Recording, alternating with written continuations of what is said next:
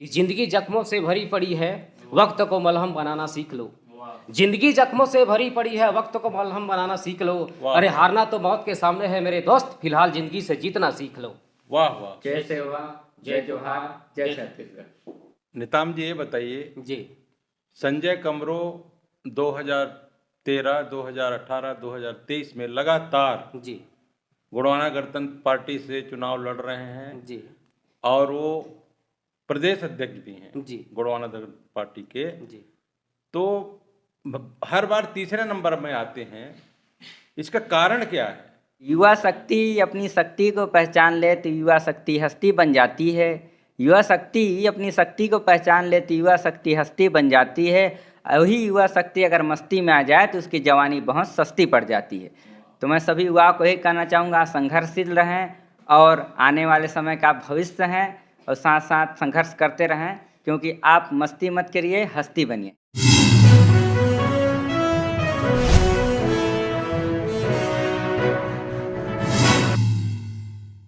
जय हिंद, जय जोहार, जय छत्तीसगढ़। मैं भगवान सिंह, मीडिया प्रभारी,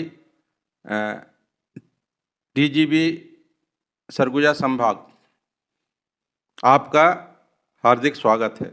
आज हम आए हैं बैकुंठपुर में गोंडवाना गणतंत्र पार्टी के युवा मोर्चा के जिलाध्यक्ष इंद्रपाल सिंह और नेताम एंड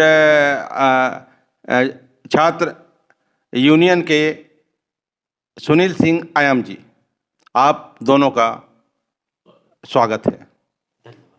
धन्यवाद। हमारे बीच में गोंडवाना गणतंत्र पार्टी के जिलाध्यक्ष युवा मोर्चा नेताम जी, आज हमारे छत्तीसगढ़ में आदिवासी मुख्यमंत्री की मांग बहुत दिन से चला आ रहा था और वो श्री विष्णुदेव साय जी मुख्यमंत्री बन गए हैं, उसके बारे में आप क्या कहना चाहते हैं? जी, आप के बहुत बहुत धन्यवाद टीजीपी मीडिया को मेरी ओर से कि आपने मुझे अपने इंटरव्यू के लायक समझा। और आपकी जो सवाल है कि छत्तीसगढ़ में आदिवासी मुख्यमंत्री की मांग हो रही थी, उस मांग को लेकर आज मांग भी पूर्ण हो गई है। इस विषय में कहना चाहूँगा कि हमारा छत्तीसगढ़ जो है वो आदिवासी बहुमूल्य क्षेत्र तो है है, और आदिवासी का विकास कहना चाहिए था तो कांग्रेस और बीजेपी के शासनकाल में बहुत धीमी गति से चल रहा था। और इसमें मैं उम्मीद रखता हूं कि आदिवासी मुख्यमंत्री जब छत्तीसगढ़ में बना है तो कुछ न कुछ मुझे लगता है कि आदिवासी को प्रकृति ने देने के लिए कुछ नहीं छोड़ा। कहना चाहिए कोयला दिया, हीरा दिया, सोना दिया, ग्रेनाइट दिया। छत्तीसगढ़ कहना चाहिए एक बहुत कहना चाहिए कि विकासशील राज्य है। और बहुत उम्मीद भरोसा मैं जताता हूं कि जो मुख्यमंत्री बने हैं उनको कि वे ज़रूर आदिवासियों के लिए कुछ न कुछ करेंगे, ऐसा ही कहना चाहता हूं। हमारे बीच में गोंडवाना स्टूडेंट यूनियन के जिलाध्यक्ष हैं आयाम जी। अब उनसे हम पूछेंगे कि आज उनका स्टूडेंट यूनियन का स्थापना दिवस था और साथ ही साथ में शहीद वीर नारायण सिंह दिवस का भी कार्यक्रम था, उसके बारे में आप हमें बताएंगे। बहुत बहुत धन्यवाद टीजीपी मीडिया और आप सभी का बहुत बहुत धन्यवाद, आपके दर्शकों को सेवा जोहार। और आज के दिन जो हमारे गोंडवाना स्टूडेंट यूनियन में, सबसे पहले अपना परिचय दे दूंगा। मेरा नाम सुनील आम है, मैं गोंडवाना स्टूडेंट यूनियन जिलाध्यक्ष कोरिया। और आज के दिन जो गोंडवाना स्टूडेंट यूनियन का स्थापना भी किया गया था और साथ ही साथ छत्तीसगढ़ के प्रथम स्वतंत्रता सेनानी शहीद वीर नारायण सिंह जी का बलिदान दिवस भी था। तो हमने जो शहीद वीर नारायण सिंह का जो बलिदान दिवस था, तो आज पूरे आदिवासी समाज और समस्त संगठन के माध्यम से संयुक्त रूप से कार्यक्रम आज हमने मनाया है। और साथ ही साथ जो जीएसयू स्थापना दिवस जो मनाना था, तो आने वाले 18 तारीख को हम जिला मुख्यालय में इसे भव्य रूप से मनाएंगे।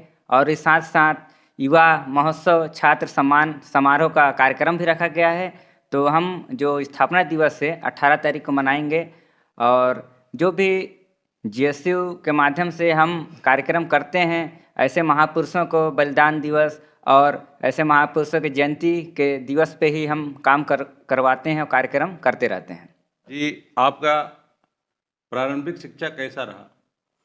जी, देखिए मैं एक छोटा-सा गाँव और एक गरीब परिवार से बिलॉन्ग करता हूँ। मेरा प्रारंभिक शिक्षा मेरी गाँव, मेरी गृह निवास जो ग्राम दूधनिया, मेरी ग्राम पंचायत रटगा जो है, उसी प्राथमिक शाला से मैंने अपनी 5वीं की शिक्षा जो है प्राप्त किया है। उसके बाद मेरी माध्यमिक शिक्षा जो मिडिल स्कूल की पढ़ाई होती है, उसके लिए मैंने बिशुनपुर में जाके अपना 8वीं तक अपना माध्यमिक शिक्षा का पढ़ाई पूरी किया और इसके बाद हायर स्कूल का जो है पढ़ाई, उसके बाद वहीं बिशुनपुर में ही सरकारी स्कूलें जो है, क्या है कि गरीबी के कारण भाई अपन प्राइवेट में नहीं पढ़ाई कर पाते थे, पिताजी की स्थिति खराब होने के कारण, तो सरकारी स्कूल में ही अपना पढ़ाई कर रहे थे। तो हायर सेकेंडरी तक मैंने सरकारी स्कूल कहना चाहिए बिशुनपुर में ही पढ़ाई अपना पूरी कंप्लीट की, हाई स्कूल हायर सेकेंडरी तक। इसके बाद बीए रामानुज कहना चाहिए विश्वविद्यालय बैकुंठपुर बीए तक ही मेरी डिग्री है। जी। युवा मोर्चा में आप कौन कौन से पद पे थे और क्या क्या युवाओं के लिए आपने आंदोलन किया? जी देखिए मेरा जो है वो राजनीतिक में कहना चाहिए एक छात्र जीवन से ही मेरा रुचि था कि राजनीतिक में कहना चाहिए पहल करना और उसके लिए एक रुचि जो मेरा था पहले से ही राजनीतिक में ही था। मेरा कहना चाहिए छात्र जीवन से ही, और मैं संघर्षशील रहा हूँ। मैं छोटा था तब भी राजनीतिक मंच लगा करता था, तो वहाँ जाया करता था और लोगों को सुना करता था। और 10वीं के बाद जो मेरा पढ़ाई जो पूरी होने के बाद जो सब्जेक्ट था, उसके बाद भी मेरा रुचि था कि मैं आर्ट्स से लेकर के पढ़ाई करूँगा। उसमें मैं अपना विषय भी राजनीतिक विज्ञान करके लिया भी रहा। उससे मुझे कुछ प्रेरणा भी मिली और क्या है, ऐसे करते करते युवाओं के बीच में मेरा आना जाना लगा रहा। उसमें थोड़ा सा राजनीतिक में और मेरा दिलचस्पी बढ़ता गया।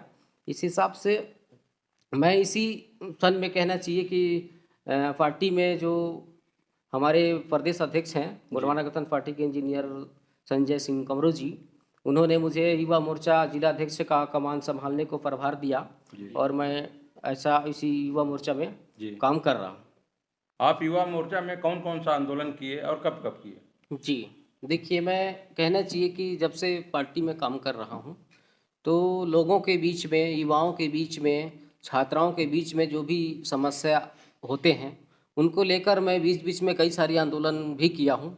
जैसे कहना चाहिए हंसदेव अभयारण्य बचाओ आंदोलन, और कहना चाहिए आरक्षण को लेकर के रायपुर में जो आंदोलन अपन ने किया था 32% जो आरक्षण है उसके लिए, और कहना चाहिए किसानों के हित का जो समस्याएं हैं उसको भी लेकर के।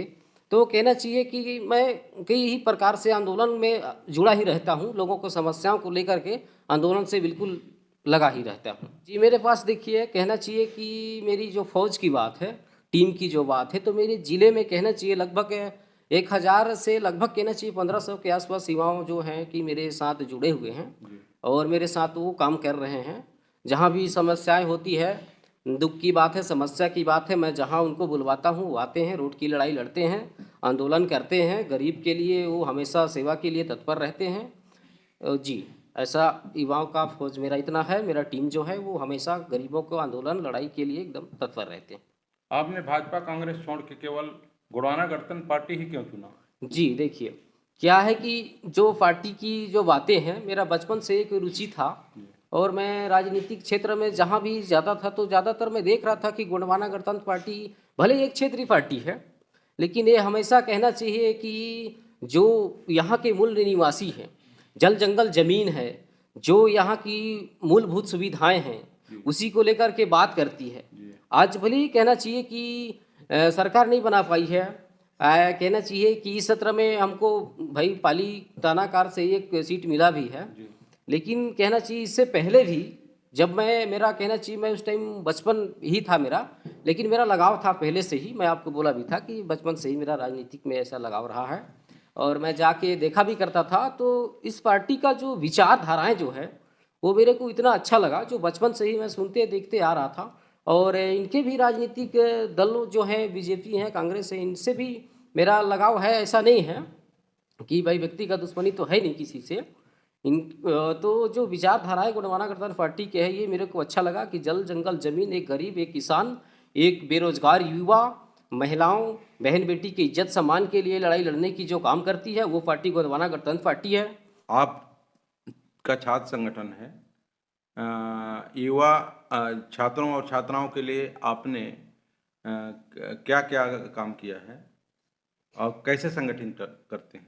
जी जी, हम युवाओं को, छात्रों के लिए लगभग सभी आंदोलन करते हैं, क्योंकि अभी छात्रों को पूरे ज़िले भर में ऐसे कई समस्या आते हैं, जैसे कि एडमिशन को लेकर और कई प्रकार समस्या, जैसे कि छात्रवृत्ति को लेकर और विभिन्न समस्या आती हैं। इसको लेकर हमने रायपुर में भी आंदोलन किया है, और अभी वर्तमान की बात है कि जो एकलव्य विद्यालय का जो छात्रों का एडमिशन रुका हुआ था, इसके लिए भी हमने भारी मात्रा से प्रदेश स्तरीय आंदोलन रायपुर में किया था, शिक्षा मंत्री का घेराव किया था।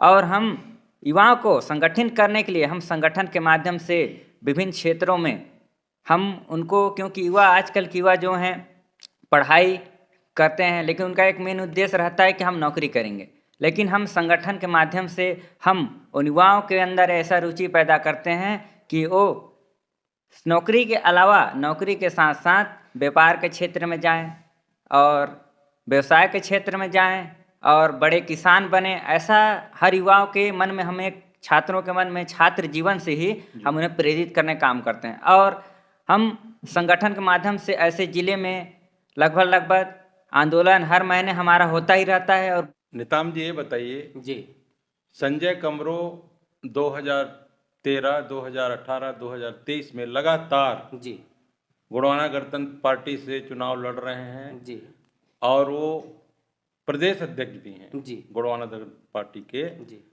तो हर बार तीसरे नंबर में आते हैं, इसका कारण क्या है?